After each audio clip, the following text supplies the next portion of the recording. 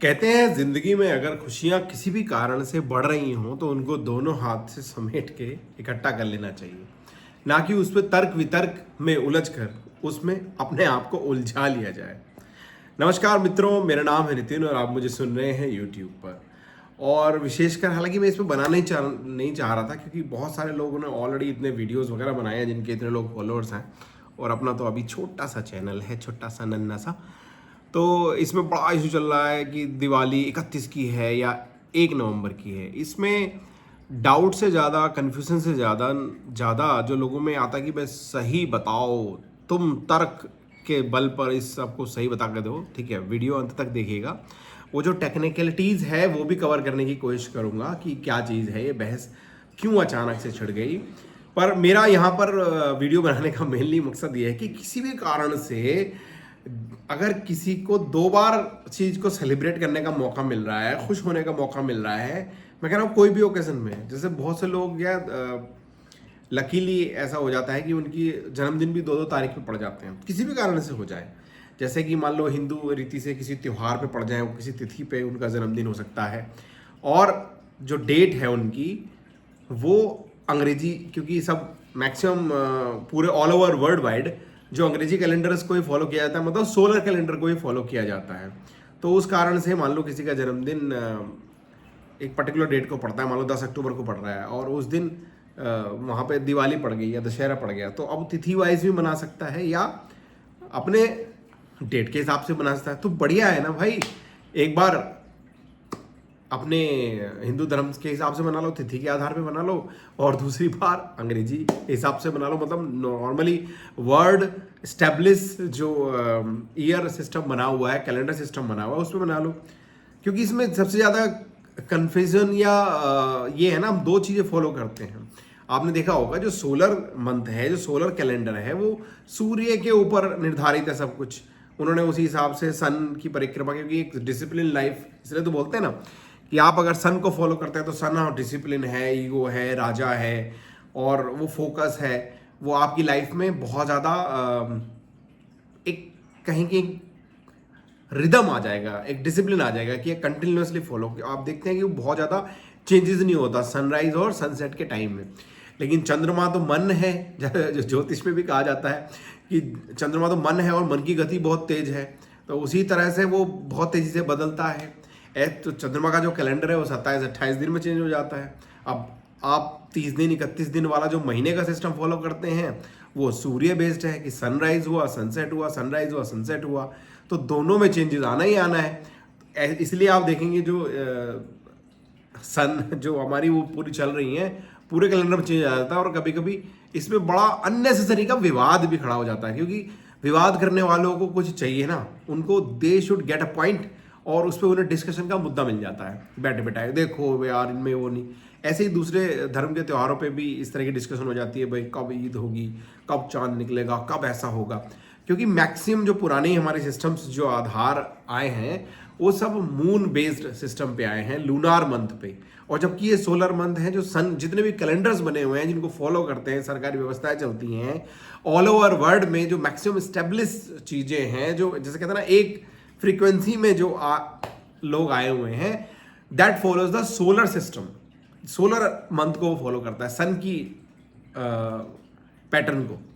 इसीलिए कंफ्यूजन ज़्यादा होता है, तो तिथियां बदल जाती हैं। तो हो सकता है कि वो 28 तारीख को वो दोपहर के 12 बजे से शुरू हो रही है तिथि, और 29 को पूरी हो रही है, जो इस बार दिवाली के केस में भी हुआ है। और पहले भी आपने बहुत सारे त्योहारों में इस तरह के कन्फ्यूजन देखे होंगे। जो बहुत सारी मेरी महिलाएं त्यौहार मनाती हैं कि भाई तीज इसमें पड़ रही है, इस बार पूर्णिमा ऐसे पड़ रही है, ये व्रत कैसे खोला जाए। अरे भाई देख लो, थोड़ा शास्त्रों वास्त्रों में देख लो, थोड़ा सा पढ़ लो। वैसे तो पंडित जी बता देते हैं, और इसमें लेकिन मजा तब आता है जब 2 पंचांग आपस में लड़ने लग जाते हैं। एक फॉलो कर रहा होता है, ये बोलता है ये आधार सही है, ये सही है। इससे मुझे अपने स्कूल के समय में, आप लोग भी देखो कितना रिलेट करते हैं इस बात को। आपने भी स्कूल में ये चीज़ देखी होगी, जब हम कोई भी कॉन्सेप्ट पढ़ते थे, वो जीवनियाँ पढ़ते थे पुराने महापुरुषों की, या किसी पुराने कॉन्सेप्ट पर जब चर्चा के विषय आता था, तो एक लाइन बहुत आपने कॉमन सुनी होगी कि विद्वानों में इस बात को लेकर बड़ा मतभेद है। अलग अलग विद्वानों की अलग अलग राय है। आपने देखा होगा ना, किसी कि सूरदास जी की जीवनी पढ़ रहे हैं तो बोले उनके जन्म, कुछ लोग कहते हैं वो जन्म से अंधे थे, कुछ लोग कहते हैं वो बाद में अंधे हो गए। ऐसी कबीर जी की जन्म कब हुआ, मृत्यु कब हुई, कैसे हुई, इसमें अलग अलग मतभेद हैं। अब इसको मतभेद तक ही रहने दो, मन भेद में कन्वर्ट ना होने दो। मतलब डिफरेंस ऑफ ओपिनियन तक तो ठीक है, बट अपने मन में ना डिफरेंसेस मत लाइए। मैं कहता हूं 2 दिन अगर त्योहार पड़ रहा है, दोनों दिन एंजॉय कर लीजिए। वो तिथि वाली कैलकुलेशन भी टेक्निकली बताऊंगा कि क्या बात छिड़ी हुई है। तो हमारे यहाँ हमेशा सारे पर्सपेक्टिव को स्थान दिया गया है। इससे भी तो ये शिक्षा मिलती है कि जब हम अपनी किताबों में पढ़ते हैं या अपने इस बात को सीखते हैं कि भाई दोनों ठीक है।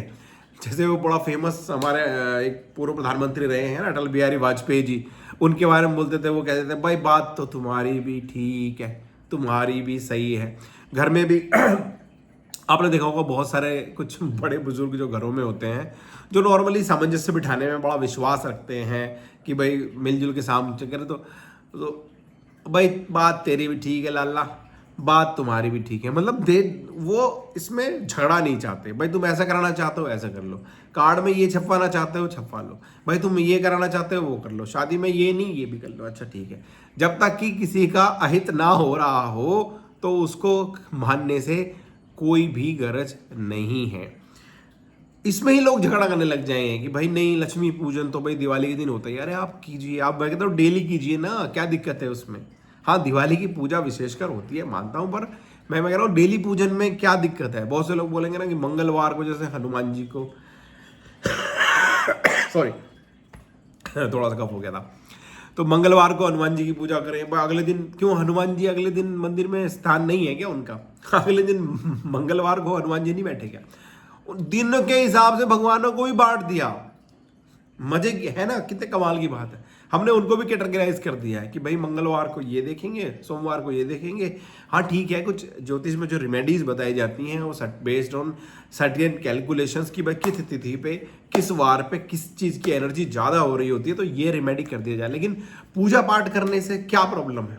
और ये जब से ज़्यादा कन्फ्यूजन क्रिएट हुआ जब से हम घर में अगर देखा जाए तो मंदिर आ गए और घर में एक तरह से पूजा की व्यवस्था है। पहले कम थी ये चीज़ें, लोग बाग मंदिर की तरफ ज़्यादा जाते थे अगर आप देखा जाए पहले, काफ़ी पहले, क्योंकि एक स्थान था, वो स्पिरिचुअलिटी का एक।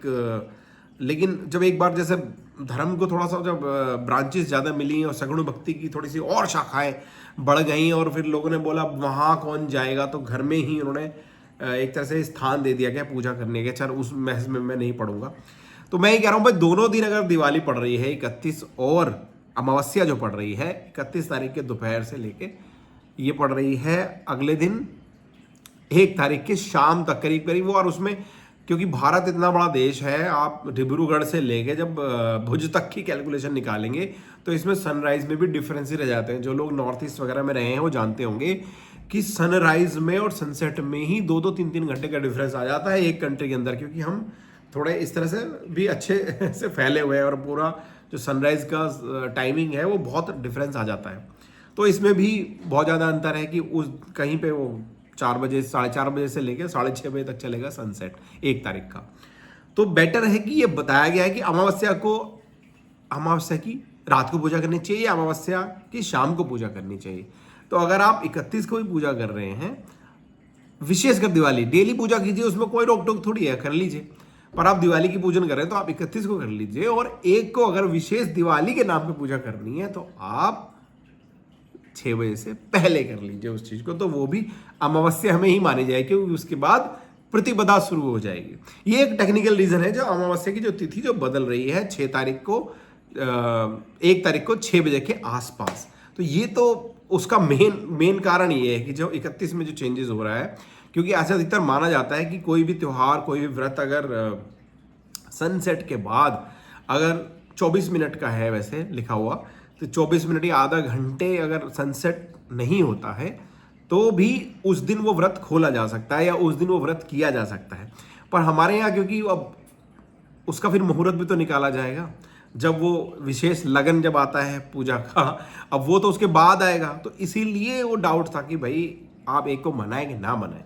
तो आप पूजन करना है, त्यौहार मनाइए, त्यौहार जम के मनाइए, खूब मनाइए, 1 तारीख को भी मनाइए, 31 को भी मनाइए।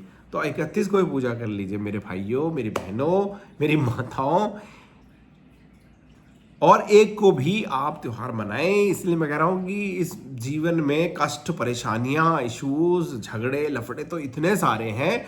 अगर आपको बहाना मिल रहा है 2 दिन भक्ति में जाने का, 2 दिन दीप जलाने का, वैसे भी हमारे यहाँ तो छोटी दिवाली भी अलग से मनाई जाती है, नरक चतुर्दशी जो आज है। आपको बहुत बहुत इसकी शुभकामनाएं। और दिवाली जो सबसे बड़ा त्यौहार है भारत का, इसमें भी अननेसेसरी डिबेट में ना फंसे। आपको 2 दिन मनाने का मौका मिल रहा है, 2 दिन मनाइए। इसमें आप टेक्निकलिटीज में ना फंसिए, वो टेक्निकल लोगों को बहस करने दीजिए। आप 2 दिन मना लीजिए, खुश होइए, बोला ईश्वर ने आपको 2 दिन दे दिए। तो सबसे बड़ा त्यौहार है। देखा जाए तो सबसे लो एनर्जी हो जाती है, नेगेटिविटी भी आ जाती है, क्योंकि अमावस्या है ना, जैसे जैसे चंद्रमा घटता है, अगर ज्योतिषी विज्ञान से भी देखें और वैसे भी आप देखें तो रात्रि है, मतलब अंधेरा होता है। अब लोग बोलेंगे आजकल तो क्योंकि लाइट वगैरह जब इतनी डेवलप हो गई, टेक्नोलॉजी इतनी बढ़ गई कि अब वो अंधेरे की प्रॉब्लम तो नहीं रहेगी। जब श्री रामचंद्र जी आए थे, जब एक तरह से दीपक जला के वे पूरे अयोध्या उनको दूर से नजर आनी चाहिए जब वो विमान से लौट रहे थे। तो ऐसे ही अगर आप जब जब लो एनर्जी की तरफ जाता है चंद्रमा, तो आप देखेंगे कि ज़्यादा थोड़ी सी नेगेटिव एनर्जी ज़्यादा होती है। इसमें आपको एफर्ट ज़्यादा लगाना पड़ता है। मतलब आपकी तबीयत मैं बता रहा हूँ ना, अभी खांस रहा था, अगर आपकी एनर्जी कम भी है तो आपको थोड़ी सी एक्स्ट्रा एफर्ट लगेंगे उस काम को करने के लिए, तो आप कीजिए। क्योंकि फ्री विल जब आप अप्लाई करेंगे, जब जैसे कहते हैं कि आप जिसको भी मानते हैं उसका नाम लेके जब वो कोशिश करेंगे तो काम आपका बन जाएगा, वो हो जाएगा। तो लो एनर्जी में भी आप अपने एफर्ट ज़्यादा लगेंगे। ईश्वरीय ऊर्जा कम मिल रही है आपको, तो आप अपने एफर्ट कीजिए। और कितना ब्यूटीफुल कंसेप्ट है कि अमावस्या पे दिवाली मनाई जाती है, जगमग किया जाता है। मतलब जैसे कि ना, चारों तरफ जहां अंधेरा है उसी दिन जगमग किया जाता है। और ये भारत का पूरे विश्व के लिए एक बहुत ही गहरा संदेश है, एक बहुत ही प्यारा सा मैसेज है कि जब माना कि अंधेरा घना है, माना कि अंधेरा घना है, मगर दिया जलाना कहाँ मना है। तो दिए जलाइए, रोशनी कीजिए। अपने जो आसपास देखिएगा, जो कुम्हार, जो मिट्टी के काम करते हैं, जो उनको जरूर कुछ ना कुछ आप लेके आइए, उनको अच्छे पैसे आप दे के आइए। क्योंकि आप जितने आर्टिफिशियल चीज़ों में जाएंगे, इसमें कुछ विशेष प्लानिटिक कॉम्बिनेशन में रहते हैं कि ज़्यादा आप ये जो प्लास्टिक आइटम ज़्यादा लाएंगे तो वो इतना फ्रूटफुल नहीं होते नेचर एनर्जी के लिए। तो आप कृपया करके वो जो मिट्टी की चीज़ें हैं वो लाइए, दिए जलाइए और इस दीपावली को बढ़िया एनर्जी के साथ मनाइए। नए संकल्प लीजिए, नए मोड़ लीजिए, ज़िंदगी में नया दृष्टिकोण लीजिए। बहुत बहुत शुभकामनाएं आप सबको। दीपावली बहुत बहुत अच्छे फल देने के बीज अंकुरित करे। नमस्कार।